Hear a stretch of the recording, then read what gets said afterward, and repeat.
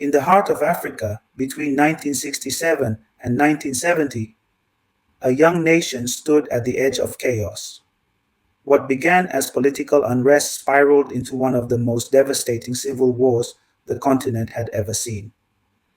Brothers became enemies, cities turned to battlefields, and the people fought not just for survival, but for identity. The Nigerian Civil War, also known as the Biafran War, was a complex and tragic conflict that unfolded between 1967 and 1970.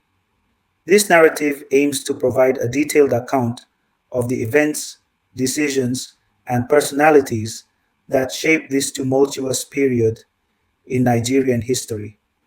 Nigeria, upon gaining independence from Britain in 1960, was a nation marked by deep ethnic and regional divisions. The three dominant ethnic groups, the Hausa Fulani in the north, the Yoruba in the west, and the Igbo in the east, often found themselves at odds over political power and resource control. These tensions were exacerbated by the colonial legacy of arbitrary borders and favoritism, leading to a fragile national unity. In January 1966, a group of predominantly Igbo military officers led a coup d'etat, assassinating key political figures, including Prime Minister Abubakar Tafawa Balewa and Northern Premier Ahmadu Bello. Major General Johnson Aguiyi Ironsi, an Igbo, emerged as the head of state. However, his failure to prosecute the coup plotters and his subsequent centralization policies fueled suspicions of ethnic bias. The northern regions, feeling marginalized and aggrieved, responded with a counter coup in July 1966, bringing Lieutenant Colonel Yakubu Gowon to power. The aftermath of these coups saw widespread violence against the Igbo population residing in the northern regions. Thousands were killed in pogroms, and many more fled to the eastern region for safety. The eastern region's military governor, Lieutenant Colonel Chukwuemeka Odumegwu Ojukwu, demanded greater autonomy and protection for his people, leading to heightened tensions with the federal government. Tensions reached a breaking point on May 30th, 1967, when Ojukwu unilaterally declared the eastern region as the independent Republic of Biafra.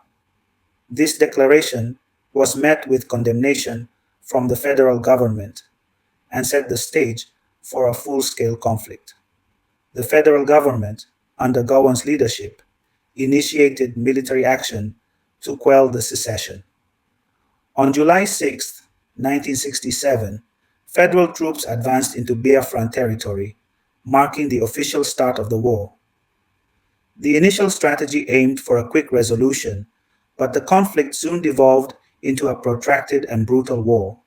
Biafran forces, though outnumbered and less equipped, employed guerrilla tactics and demonstrated remarkable resilience. In August 1967, they launched an offensive, crossing the Niger River and capturing Benin City. Their advance towards Lagos was halted at Ore, a strategic town in the western region. This incursion alarmed the federal government and led to a more determined military response. The federal forces adopted a strategy of encirclement, aiming to cut off Biafra from vital resources and supply lines. The capture of the oil-rich Niger Delta region was a significant blow to Biafra, depriving it of crucial revenue.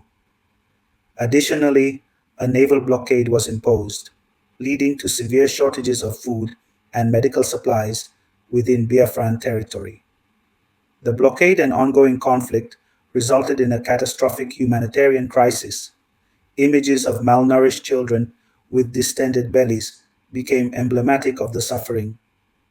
International organizations and foreign governments attempted to provide relief, but efforts were often hampered by the complexities of the war and the federal government's suspicion of aid being diverted to support Biafran forces. The international community was divided in its response to the conflict. Countries like France, Gabon, Ivory Coast, and Tanzania recognized Biafra and provided various forms of support. In contrast, the United Kingdom and the Soviet Union backed the Nigerian federal government, supplying arms and diplomatic backing. The United States adopted a more cautious stance, officially maintaining Yakubu Gowon. The Nigerian head of state faced the daunting task of preserving national unity. His administration's policies, including the creation of 12 states from the existing regions, were aimed at undermining secessionist sentiments but also contributed to the complexities of the conflict. Philip Effiong, serving as Ojukwu's deputy, Effiong played a crucial role, especially towards the war's end. When Ojukwu fled into exile, Effiong assumed leadership and ultimately facilitated Biafra's surrender, emphasizing the need to end the suffering of the people. Ukpabi Asika, appointed as the administrator of the East Central State. By 1968, the Nigerian Civil War had evolved from a swift military campaign into a drawn out, devastating conflict. The capture of Port Harcourt, May 1968.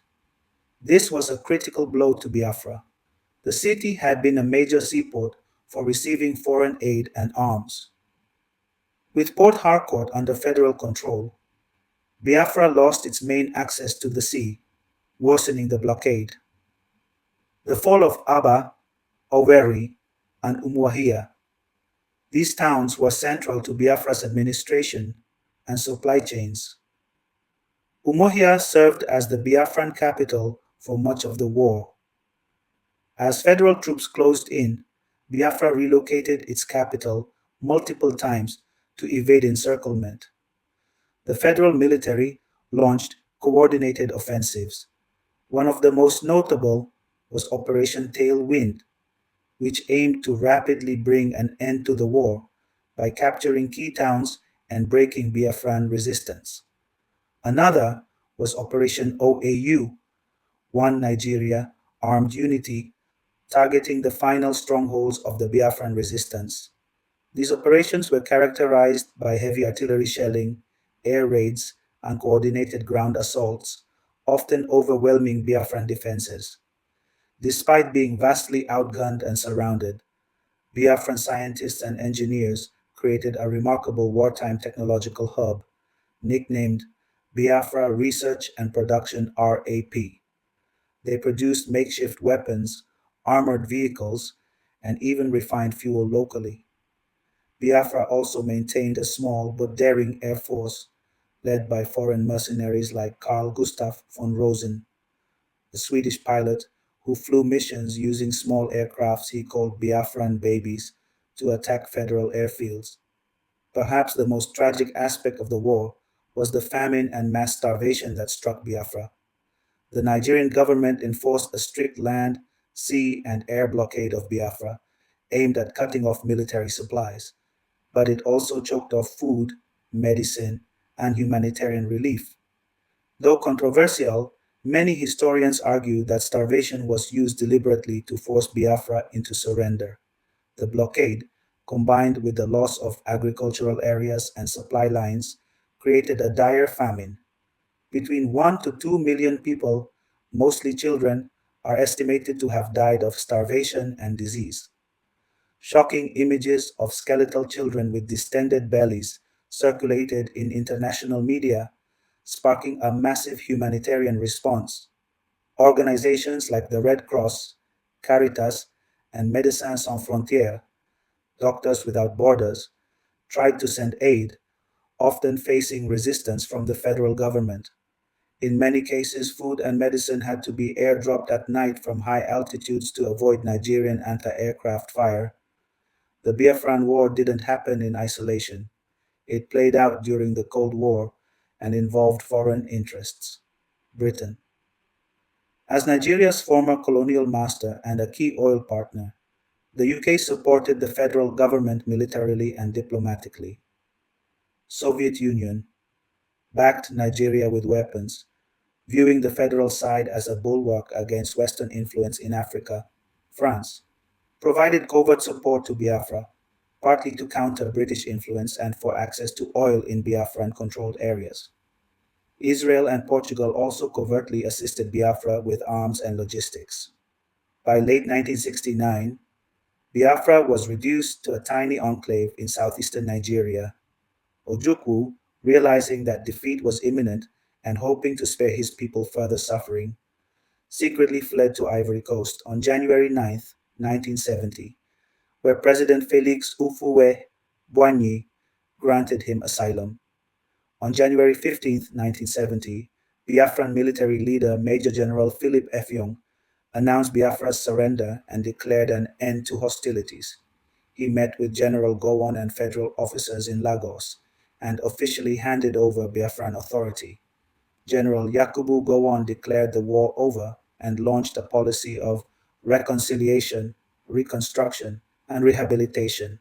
He famously said, "The tragic chapter of violence has just been closed, and a new chapter of unity, brotherhood, and love is about to be written." This statement marked Nigeria's intention to reintegrate Biafrans peacefully. However, the post war reality was mixed. Many Igbo people faced discrimination.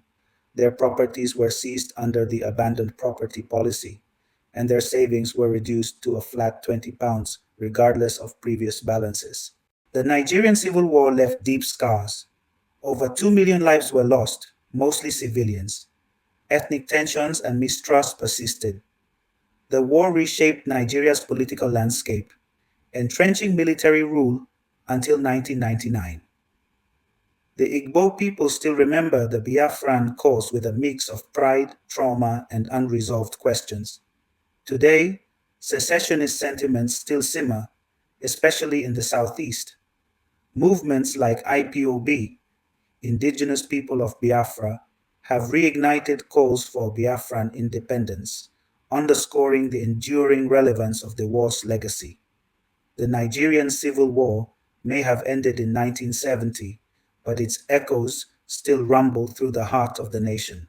A war that took over 2 million lives, displaced millions more, and left wounds that time alone hasn't fully healed. Today, over 5 decades later, questions still linger. Was peace truly achieved, or was it simply declared? Did reconciliation go far enough? And could the seeds of another crisis still be buried deep in unresolved pain? What do you think? Do you believe the Biafran cause was justified? Could this war have been avoided? What lessons does this story hold for Nigeria and Africa today? Should more be done to preserve and teach this part of history to younger generations? The Nigerian Civil War left deep scars. Over 2 million lives were lost, mostly civilians. Ethnic tensions and mistrust persisted. The war reshaped Nigeria's political landscape, entrenching military rule until 1999. The Igbo people still remember the Biafran cause with a mix of pride, trauma, and unresolved questions. Today, secessionist sentiments still simmer, especially in the southeast. Movements like IPOB, Indigenous People of Biafra, have reignited calls for Biafran independence, underscoring the enduring relevance of the war's legacy.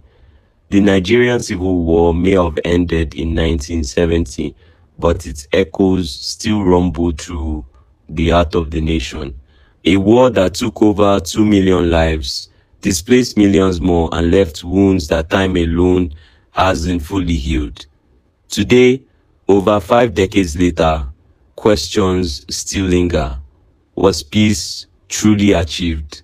Or was it simply declared? Did reconciliation go far enough? And could the seeds of another crisis still be buried deep in unresolved pain? What do you think? Do you believe the Biafran cause was justified?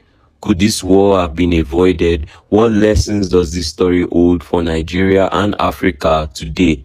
Should more be done to preserve and teach this part of history to younger generations?